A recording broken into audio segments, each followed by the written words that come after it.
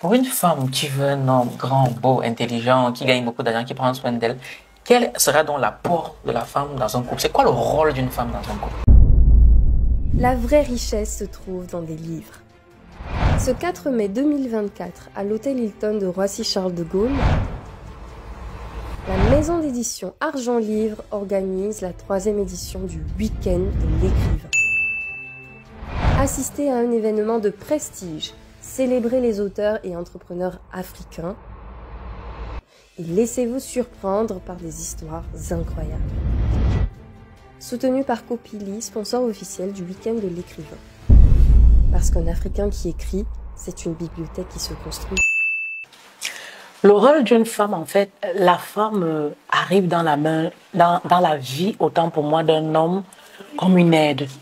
C'est-à-dire, quand on parle d'aide, elle arrive pour aider à construire ce que l'homme a déjà commencé, comme une aide. C'est-à-dire, quand on parle d'aide, elle arrive pour aider à construire ce que l'homme a déjà commencé. Il y a beaucoup de femmes qui ne seraient pas d'accord avec toi. Oui, oui. C'est-à-dire que c'est pas la femme voilà, qui va épouser un homme et c'est elle qui a tout et tout ça et tout. Non, la femme arrive pour aider un homme qui a déjà commencé à construire quelque chose. Et c'est là où l'apport de la femme intervient. C'est là où elle se positionne comme la conseillère, elle se positionne comme l'épouse, elle se positionne comme la comptable, elle se positionne comme celle, moi je dis souvent, elle est les phares. Les phares de son mari, parce qu'il y a des choses que la femme arrive à voir que l'homme ne peut pas voir. Voilà. Donc c'est important de se mettre avec un homme qui a déjà commencé à bâtir quelque chose, un homme qui a le potentiel. Et pour moi, un homme qui a le potentiel, c'est un homme qui est riche. Riche comment? En argent? Pas forcément riche en argent, parce que lorsqu'on a le potentiel, l'argent est là. L'argent n'est pas loin de l'homme qui a le potentiel, en fait. Ça, c'est beau, ça. C'est beau ça. Ok, ok. Et du coup, qu'est-ce que tu penses du féminisme alors? J'aimerais bien t'entendre là-dessus. Qu'est-ce que tu penses du féminisme? Valère, le féminisme, c'est pas mauvais.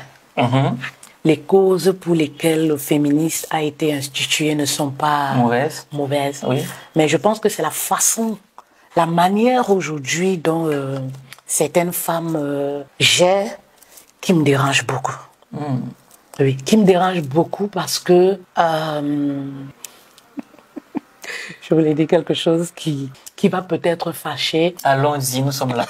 Allons-y. Souvent, c'est des femmes voilà, qui ont vécu beaucoup de traumatismes, qui sont accrochées et qui transforment le message. Oui, qui transforment le message et qui vont frapper sur les hommes et tout. Parce qu'un homme reste un homme. Oui. Un homme reste un homme et voilà, la femme reste la femme. Voilà, peu importe l'argent qu'on peut gagner, on doit rester femme en fait. On doit prendre notre place de femme. Et une femme ne deviendra jamais un homme, même si elle est milliardaire. Voilà, un homme ne deviendra jamais une femme. Il faut faire la part des choses. Oui. Ouais, elle parle comme la Bible. En a ma Bible dit Amen. Ok, super, super. Maintenant, moi, j'aimerais m'intéresser à ton volet business. Oui. Voilà, parce que c'est une redoutable femme d'affaires. Ok. Toi, aujourd'hui, pourquoi est-ce que parce que tu encourages beaucoup de femmes à se trouver des sources de revenus, se lancer une activité. Bon, toi, lorsque tu lances ton activité d'accompagnement, de coach et tout ce qui s'ensuit, c'est quoi les challenges que tu rencontres au quotidien dans ton business? Oui, dans mon business, c'est déjà, si on se limite au cadre des réseaux sociaux, c'est avoir la visibilité. Avoir la visibilité qui est très, très, très difficile et on se positionne, on ne sait pas trop comment s'y prendre en fait. Oui, et parfois ça devient un peu compliqué. Ouais, moi c'est sûr que la visibilité, c'est le challenge des entreprises. Parce qu'une entreprise cesse d'exister dès lors qu'elle cesse d'être vue, d'être visible. C'est le challenge. Et comment tu surmontes ça au quotidien? J'ai reçu de par mes messages captivants à captiver le regard sur moi en fait. Oui, captiver le regard et j'ai beaucoup travaillé sur mon branding. Oui. C'est quoi le branding? Parce que c'est un endroit, c'est un élément très important. C'est quoi le branding? En fait, moi je dirais que le branding, en fait, c'est quelque chose que tu mets en avant où ton client va s'identifier, va se connecter à toi. Et en chacune de nous, on a ce quelque chose de positif que nous pouvons mettre en avant qui direct permet à une personne qui tombe sur nos réseaux sociaux d'adhérer à ce qu'on fait, de se connecter à nous, quoi. Ok, le branding, très très important. Ok, et donc, toi, dans ton business, Oui. moi j'aimerais savoir, je sais que le business est en dents de scie. Pour le moment, ça va super bien, Oui. pour le moment, ça va super mal. Comment tu gères les périodes de vache maigre, s'il faut dire ça comme ça? Les périodes de vache maigre, déjà on se dit que nous sommes là pour donner en fait. Tu vois, je le dis souvent, heureuse sans raison. Voilà. C'est-à-dire que heureuse dans peu importe les circonstances en fait. Oui. Qu'on fasse des ventes, nous sommes heureuses. Qu'on ne fasse pas des ventes, nous sommes heureuses en fait. Donc il n'y a pas de raison de positionner notre bonheur sur, je sais pas, notre CA en fait. Oui, notre CA. Donc du coup, tout entrepreneur doit savoir que, voilà, l'entrepreneuriat, il y a des saisons. Oui, tout à fait. C'est une marche, il y a des saisons. Donc il y aura des périodes où le CA monte, il y aura des périodes où ça baisse et on doit s'y faire en fait. Et c'est pourquoi nous devons être là pour apprendre. C'est un apprentissage. Et lorsque ça baisse, on ne perd pas parce qu'on continue d'apprendre. Voilà. Tout à fait, tout à fait, tout à fait, tout à fait. C'est exactement ça, c'est exactement ça. Et donc, pour une femme qui vient te voir, qui veut lancer son business, je lui demande, bon, j'ai compris qu'il faut qu'elle apprenne à se connaître. Mais maintenant, ça serait quoi la première étape pour qu'elle lance son business une fois qu'elle se connaît? Elle va commencer par quoi? Elle va commencer déjà à découvrir ses talents. Découvrir ce quelque chose dont elle aime faire. Tu sais, parfois, je vois des femmes qui me disent, ouais, j'ai pas de talent, je sais pas quoi faire. On sait toutes faire quelque chose, en fait, de nous-mêmes, en fait. Oui. Mais parfois, avec les traumas de la vie, on s'oublie, en fait. Oui. Voilà. C'est-à-dire, elle doit rentrer même dans son enfance pour rechercher ce quelque chose qu'elle aimait faire, en fait. Oui. Dont elle a arrêté de faire. Et dès qu'elle découvre ce quelque chose, elle cherche à monétiser. Ouais. Et c'est là où nous, on intervient. C'est-à-dire, et comment tu fixes, parce que je sais que c'est un challenge que j'ai rencontré aussi peut-être toi, très souvent lorsqu'on propose des services, c'est souvent un peu, c'est délicat de fixer un prix sur son service, sur sa prestation. Donc toi, tu te bases sur quoi pour fixer le prix de ta prestation? Oui. En fait, je vais déjà dire que Valère, c'est difficile de poser le prix parfois parce que on a un mauvais rapport avec l'argent. Je sais que tu en parles long à large. Oui, voilà. Il y a cette peur aussi, ces peurs.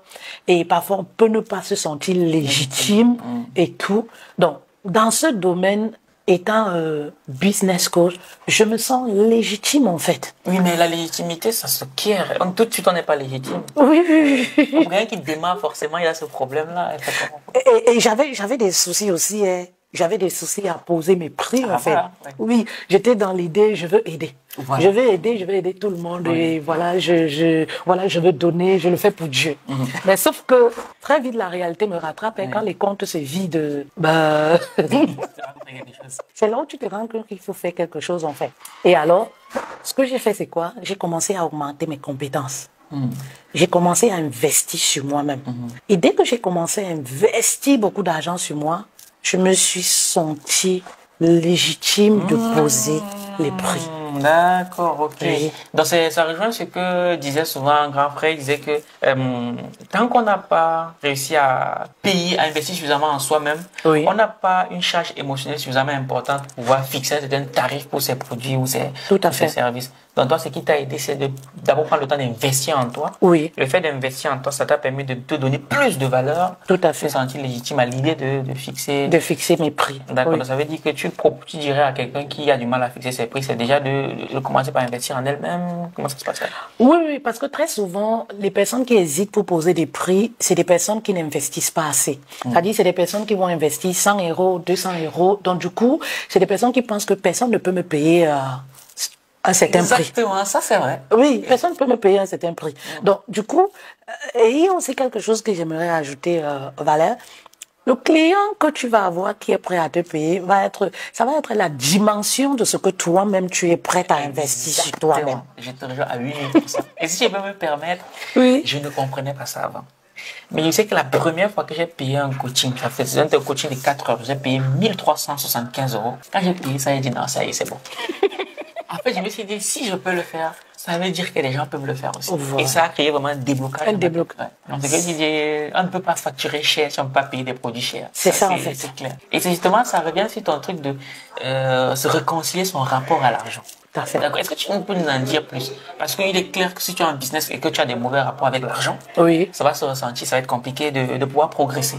Tout Mais à du fait. coup, toi, comment est-ce que tu fais? Parce que très souvent, j'ai remarqué que, une fois de plus chez les femmes qui produisent du contenu. Tu aimes l'histoire de une fois de plus chez les femmes, hein? Je regarde beaucoup de trucs. Je vois souvent des femmes qui produisent un très bon contenu sur les réseaux, mais elles ne vendent rien. Tu vois, elles ne vendent rien du tout. Elles sont seulement là pour kiffer la vie. Oui. Elles ne transforment, elles ne monétisent pas. Donc, du coup, comment est-ce qu'on... Parce que moi, je reste persuadé quelque part, elles ont ce petit problème-là. Oui. Comment tu fais pour aider une femme ou un homme à ranger ses rapports à l'argent? C'est voilà, de faire prendre conscience déjà à la personne qu'il y a quelque chose qui bloque. Oui, qu'il y a quelque chose qui ne va pas au niveau de son rapport à de son l'argent. Et comment rapport, tu fais? Moi, j'ai des problèmes par rapport à l'argent. Comment tu fais pour me faire prendre conscience de ça? Parce que je te donne de la valeur. Je te donne beaucoup de la valeur. Je t'apporte en fait. Oui. Et je commence à te faire comprendre que tu mérites cette valeur. Ok. Oui, tu mérites la valeur que je te donne. Et donc, sens-toi libre de donner également de la valeur et de facturer tes prix, en fait. Oui. Et si on va même plus loin, très souvent, ça cache le manque de confiance. Hein. Oui, ça va. Très souvent, ça cache le manque de confiance en soi, en fait. Oui, et les femmes vont souvent se dire, ah non, moi, je suis seulement là pour m'amuser. Hein. Exactement. Je suis seulement là pour m'amuser. Moi, j'ai pas besoin. Et pourtant, le compte en banque est vide. Et pourtant, c'est des personnes... Oui. Voilà. Ça cache beaucoup de choses, en fait. Donc, il faut déjà... Moi, en fait, Valère, je vais toujours à la racine du problème. Oui. C'est-à-dire, le problème, je ne le prends pas au-dessus comme ça, où on va parler direct du rapport à l'argent et tout. Je vais toujours à la racine. Je vais creuser en profondeur. Et lorsque la personne commence à se sentir bien et tout, parce que se sentir bien, c'est pas seulement de l'extérieur. On peut être toute belle et tout ça, et pourtant l'intérieur, voilà, ça va pas. Donc, dès qu'elle commence de l'intérieur à se sentir bien et à rayonner et tout ça, elle-même commence à se dire, ah, je mérite. Ah oui, c'est vrai. Oui, je mérite. Oui. Oui, je mérite cela. Je mérite qu'une personne puisse me payer, en fait. Oui, je mérite, je suis prête à recevoir. Oui. Ah ouais, ça c'est fort, ça. C'est très, très, très, très fort ce que tu dis. Oui, Et c'est ce qui est dommage, c'est qu'il y a beaucoup de gens qui vont regarder cette vidéo aujourd'hui et qui ne vont pas comprendre. C'est peut-être dans 4-5 ans qu'ils comprendront. Parce que ce discours, on me l'a tenu par le passé, je ne le comprenais pas. Et c'est après, quand je me suis rendu compte que, mais attends, mais je mérite ça. Mais je mérite ça. Du coup, je me suis dit, non, mais non, c'est ça que je veux, tu vois. Non, mais c'est très, très fort. Voilà pourquoi il faut se faire coacher. Les meilleurs ont un coach. Il faut noter ça. Est-ce que toi, tu te fais coacher? Beaucoup. Je suis toujours dans des masterminds, dans des mentorings et tout. Toujours, j'en ai besoin pour progresser, en fait. Parce qu'en fait, il faut dire que si on arrive à explorer, c'est parce que on reste dans un environnement qui maintient ce succès. Le succès qu'on a, par exemple, que ce soit sur le plan financier, même sur le plan des relations sentimentales. Hein. Peu importe le domaine où on est, c'est important de s'entourer des mentors. C'est très important. C'est-à-dire que tu aimerais avoir ce que l'autre a. Il faut y aller, quoi. Il faut aller vers cette personne et voilà, quand on apprend, on doit... Et voilà. Et justement, dans ton livre, il y a une partie dans laquelle tu parles je parle du réseau, du lobby. Attends.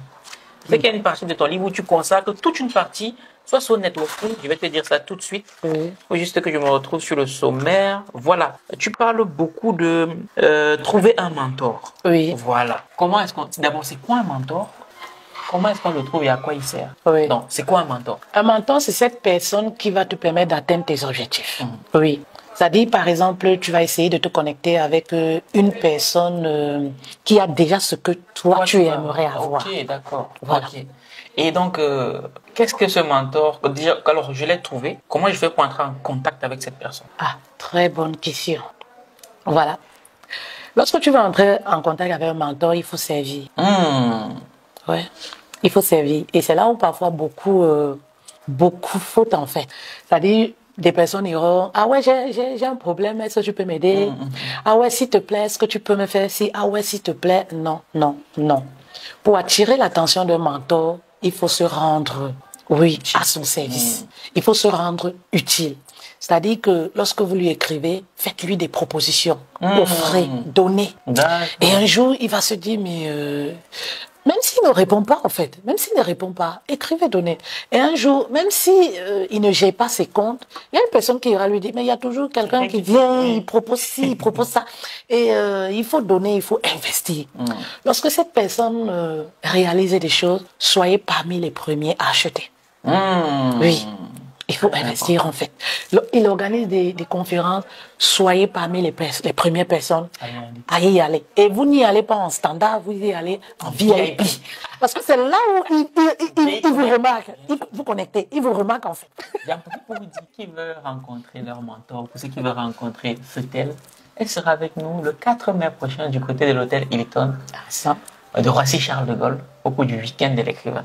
C'est qu'elle a dit non. Moi, je dis toujours qu'il faut apprendre à payer les riches. Donc, après tout ce qu'elle a partagé avec nous, peut-être que c'est ton mentor, peut-être que c'est un modèle, peut-être que tu veux connecter avec elle, mais il faut aller là où les choses se passent. C'est le 4 mai du côté de l'hôtel Hilton. Elle sera présente, elle sera à ta disposition. Si tu veux en savoir plus, on te met le lien quelque part autour de cette vidéo. Bref, oui, continuons. Oui. Donc, il faut aller, il faut payer pour pouvoir. Le VIP, ça, c'est que tu dis est très fort parce que moi aussi, j'ai mis du temps à comprendre, tu vois. J'ai mis beaucoup de temps pour le comprendre. Mais tout ça parce que je voulais pas me former. Parce que si je m'étais formé, j'aurais compris. Oui. Et toi, est-ce que tu as un mentor? Si oui, tu peux le citer, c'est qui ton mentor? J'ai deux mentors en ce moment. J'ai le coach William Jamen qui m'a fait un gros big up, qui m'a baissé. Et j'ai le coach Abdou, qui est mon mentor business. D'accord. Abdou Mbaye. Ah, je connais, oui. C'est une conférence qu'on organise bientôt. Ah, ok, d'accord, super. Bon, elle a fait un gros big up. Et donc, comment j'ai aussi, si je vais citer, j'ai aussi Eliane en parallèle. Eliane Gami? Eliane Gami. Depuis le Canada. Oui, depuis le Canada. Et donc, comment tu as fait pour connecter avec ces personnes? Avec ces personnes, comme je te disais, en fait, moi, j'écoute mon cœur, en fait. Et lorsque tu vois un peu les valeurs de toutes ces personnes, c'est l'amour, en fait, qui nous a connectés, en fait. Oui. J'ai connecté avec ces personnes parce que tout de suite, j'ai accroché. Tout de suite, j'ai accroché. J'ai su que voici ce que je recherche, en fait. Voici, j'aimerais être comme cette personne, en fait. Et c'est parti de l'amour. Et voilà.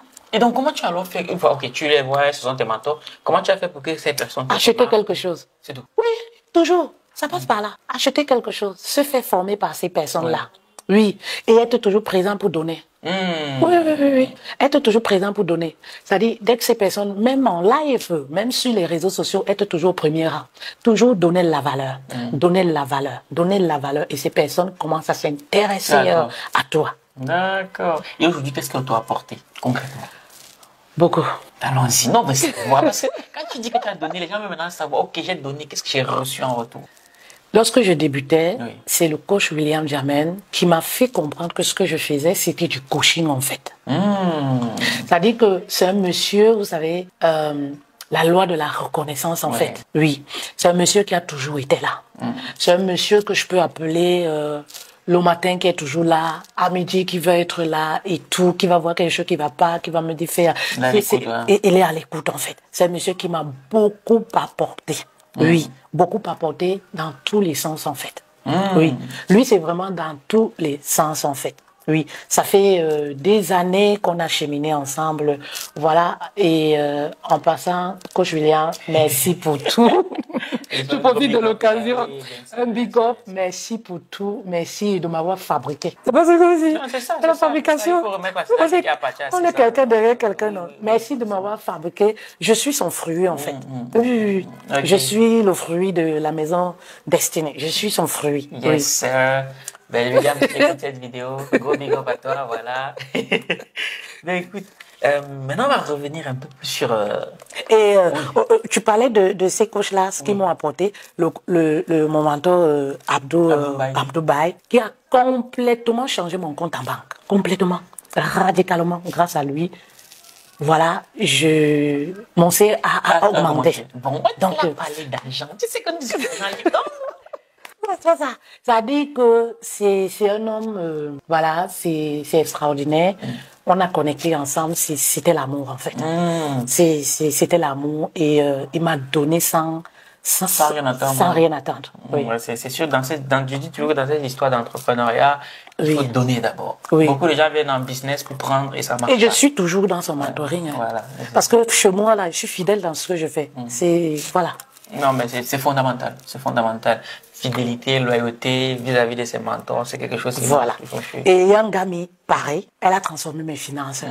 Tu vois, donc, on s'entoure toujours et toujours des meilleurs et des personnes qu'on veut ressembler, en fait. Toujours.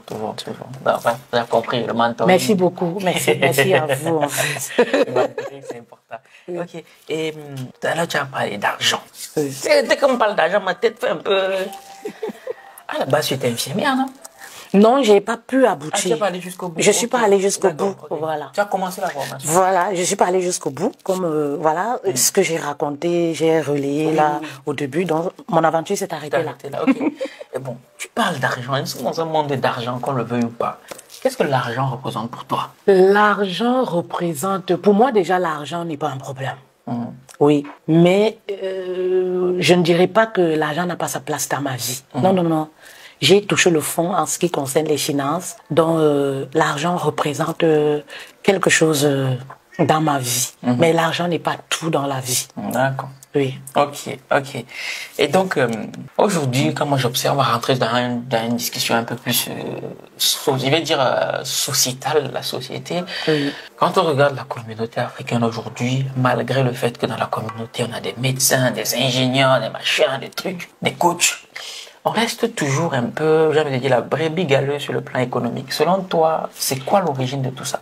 Lorsqu'on regarde la communauté africaine, on se rend compte que sur le plan économique, nous sommes des derniers de la classe. Oui. Pourquoi, selon toi? Parce qu'on ne veut pas apprendre. Tu penses qu'on ne veut pas apprendre? Oui, l'Africain ne veut pas apprendre. L'Africain aime jouer les savants. Pourtant, on doit apprendre, en fait. Et aussi, la deuxième des choses, c'est parce que nous sommes trop focus sur la distraction. Mais est-ce qu'on est plus focus sur la distraction que les autres? Oui, on est plus focus. Il suffit de voir sur les réseaux sociaux. Tu peux évaluer, tu peux faire un live instructif où tu vas parler de la géographie ou quelque chose qui va apporter, qui va augmenter les connaissances. Il y aura personne. Mais si tu parles des dessous d'une femme, ben, il y aura 20 000 personnes, 50 000 personnes. Est-ce que ce n'est pas propre à toutes les communautés, ça? Parce que même dans, je veux dire, chez les Américains, chez les Français, chez les Anglais, il y a même des journaux qu'on appelle des gossips. Oui, tu sais, chez nous, je pense que c'est le taux est très élevé. Et pourquoi c'est aussi élevé? Le chômage. C'est ça. Quand les gens n'ont rien à faire, les gens vont aimer la distraction, la boisson, les futilités. Au Cameroun, par exemple, je suis camerounais, il y a plus de bars que d'écoles, que des sociétés. Oui, il y a les bars dans tous les... Le bar aussi, c'est un business. Un business qui appauvrit l'esprit. Bon.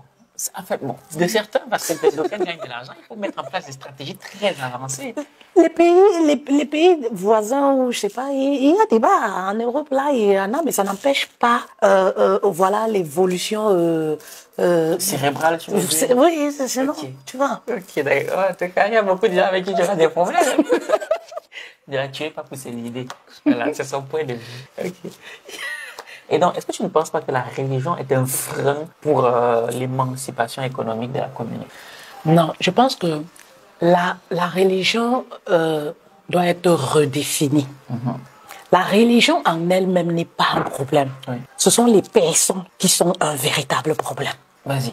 Puisque dans la religion, il n'y a pas un verset biblique où Dieu incite un homme de ne pas travailler, de ne pas investir, de ne pas aimer l'argent, de ne pas explorer dans sa vie en fait. Mais sauf que beaucoup vont se cacher derrière la religion pour ne rien faire en fait. Ah oui, pour ne rien faire. Donc pour toi, c'est que les hommes, les hommes avec grand H ont une mauvaise interprétation. Oui, parce que vous verrez par exemple un homme qui va commencer à aller à l'église, qui ira 24 heures sur 24 et oublie complètement de trouver par exemple un travail. Vous verrez par exemple un homme qui va commencer à prier 24 heures sur 24 au lieu, par exemple, de chercher à découvrir ses talents pour se faire de l'argent.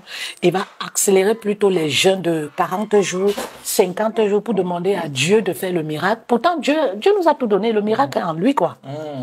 C'est important de le rappeler. Le miracle est en lui. C'est très, très important de le rappeler que le miracle est en lui. Moi, je dis souvent, on dit qu'on sert un Dieu, les gens disent qu'ils servent un Dieu qui est riche, mais ils sont pauvres. Est-ce que ça a un sens? Justement, ça n'a pas de sens. Ces personnes font honte à Dieu, en fait. Parce que Dieu nous a tout donné, il a déposé tout en nous, c'est à nous parce qu'il ne descendra pas du ciel pour nous prendre la main et nous diriger en fait. Chaque être humain doit se motiver pour faire quelque chose de sa vie. Dieu ne peut pas tout faire pour nous. Dieu nous a tout donné, il nous a donné même libre choix, il nous a montré ce qui est bien, ce qui n'est pas bien. C'est à nous maintenant de prendre notre vie en main et laisser Dieu tranquille en fait.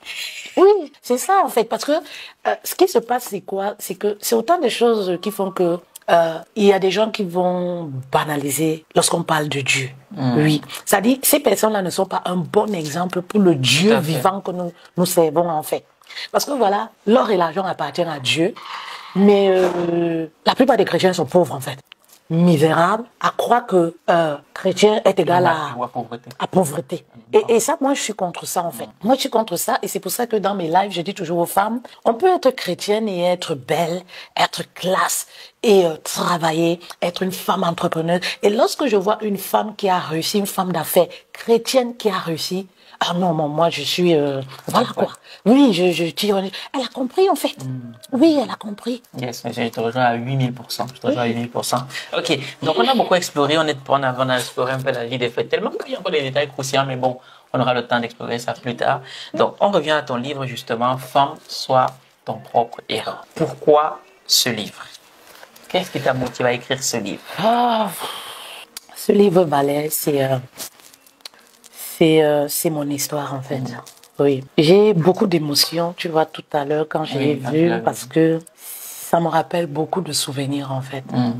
Ça me rappelle beaucoup de souvenirs et les souvenirs ne sont plus douloureux parce que je les ai acceptés, j'ai su surmonter, mais ça me renvoie dans mon passé. Ça me renvoie dans mon passé et je comprends aussi la marche qui n'a pas été facile jusqu'au jour d'aujourd'hui. Oui, mais j'ai réussi. J'ai réussi à être l'héroïne. Aïe, aïe, aïe, aïe, aïe, c'est lourd. Oui, de ma vie en fait. Ok.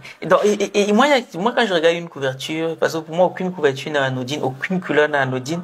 Et moi, d'entrée de jeu, j'aimerais savoir pourquoi héros? Héros, pourquoi? Femme héros, pourquoi? Femme héros parce que c'est une femme qui traverse des difficultés, mais qui arrive à se relever, malgré les coups bas de la vie en fait, malgré les humiliations, malgré la torture de la vie, mais elle arrive là, comme tu vois, à dire yes. Le chemin n'a pas été facile. Mais j'y suis arrivé. Mais j'y suis arrivé. Ok. Et aussi, moi j'aime beaucoup regarder les petits sous-titres. Le sous-titre que tu as choisi, qui est de Georges Bernard, il dit la vie ne consiste pas à se trouver soi-même, la vie consiste à se créer soi-même. Oui, parce que on a cette capacité de nous créer en fait. Et ça passe par la prise de décisions. Et ce fut mon cas. J'ai pris la décision de réinventer ma vie.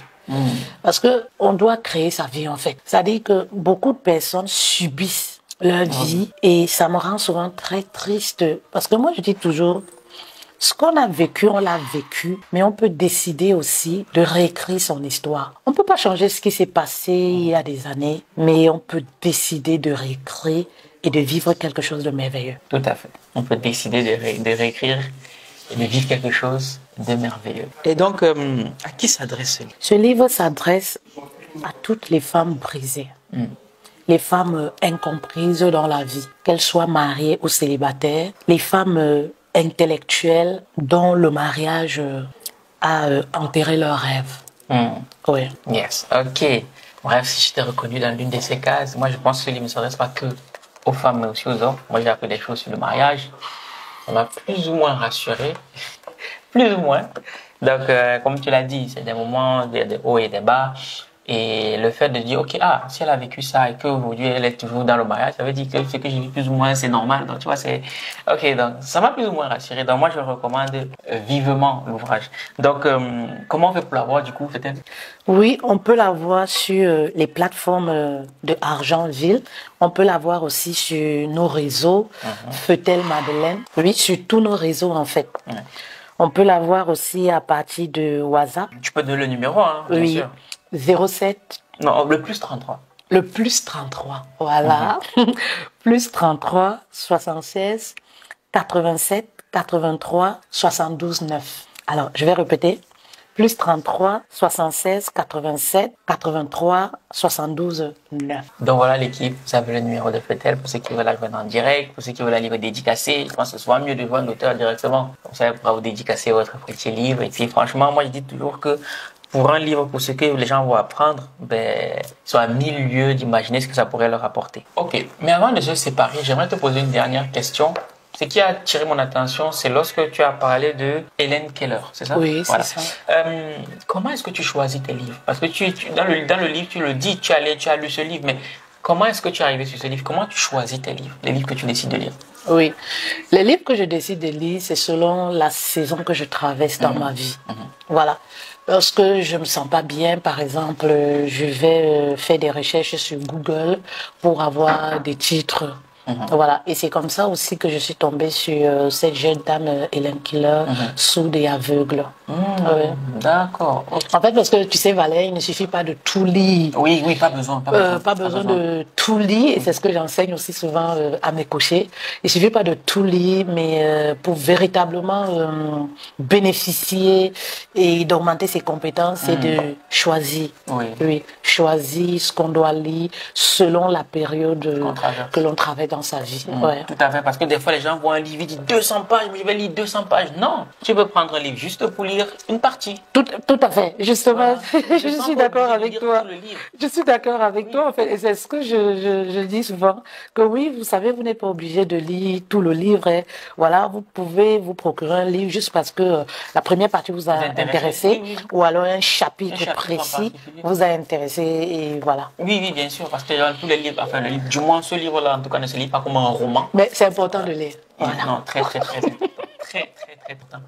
Et toi, aujourd'hui, s'il y a 3 livres qui t'ont marqué, que tu aimerais recommander aux personnes qui vont te découvrir, bien qui vont suivre cette vidéo, ça serait lesquels? 3 livres. 3 livres. Il y a Père riche, Père pauvre. De Robert Kiyosaki. Oui, qui a changé radicalement mes pensées. Il y a le livre de mon mentor, William Jamen, comment sortir de la pauvreté. Et il y a également ce que les hommes aiment. Oui. C'est de qui? Toujours de William. Oui. C'est des livres que je recommande vivement. Ouais. Écoutez, l'équipe, vous avez les références. Voilà, donc n'hésitez pas.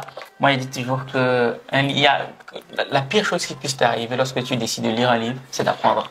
Et on est le reflet de ce qu'on sait. L'argent qu'on gagne est intimement lié à ce qu'on sait. Tout à fait. Donc voilà, plus tu sais, plus tu es, plus tu as. Donc c'est ça les schémas.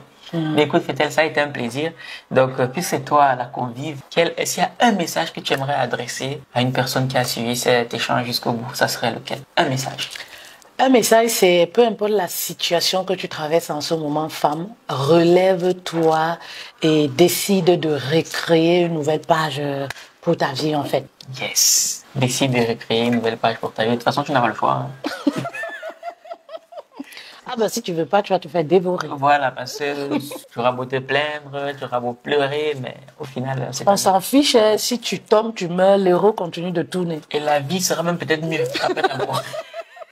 Merci beaucoup Fetel, merci beaucoup à toi qui nous a écoutés jusqu'au bout. C'était Valère Veillas avec Fetel Madeleine. On va te mettre tous les liens de sa page, de sa chaîne tout en bas pour que tu puisses en apprendre davantage. Et même son numéro, on te le met afin que tu puisses creuser un peu plus, aller plus loin. Parce que comme je te l'ai dit en amont, comme l'a précisé Fetel, les meilleurs ont tous des coachs. Les meilleurs ont tous des coachs. Cristiano Ronaldo a plusieurs coachs, que ce soit en alimentation, que ce soit dans le sport. Beyoncé a des coachs en danse, en musique, en vestimentaire. Samuel Eto'o a un coach. Bref, les meilleurs ont un coach. Donc si des meilleurs ont un coach, sache que il y a de fortes chances que tu ne sois pas parmi les meilleurs. Donc si jamais tu veux level up, il faut forcément que tu apprennes auprès de ceux qui savent. Et comme l'a dit Fetel, il faut te trouver un mentor. C'est très important. Cela étant dit, Fetel te donne rendez-vous le 4 mai du côté de Tech Hilton de Roissy Charles de Gaulle. Tu pourras recevoir ton livre dédicacé et une photo. Et tu pourras bien sûr connecter. C'est ça le plus important. Donc, Fetel, c'était un plaisir. Merci beaucoup Valère pour cette invitation. Merci beaucoup. C'est moi qui te remercie. Merci à vous également. C'est important de le préciser. Et on se donne rendez-vous à la prochaine vidéo. Nina Kano. La vraie richesse se trouve dans des livres. Ce 4 mai 2024, à l'hôtel Hilton de Roissy-Charles de Gaulle, maison d'édition Argent Livre organise la 3e édition du Week-end de l'écrivain. Assistez à un événement de prestige, célébrez les auteurs et entrepreneurs africains et laissez-vous surprendre par des histoires incroyables. Soutenu par Copili, sponsor officiel du Week-end de l'écrivain. Parce qu'un Africain qui écrit, c'est une bibliothèque qui se construit.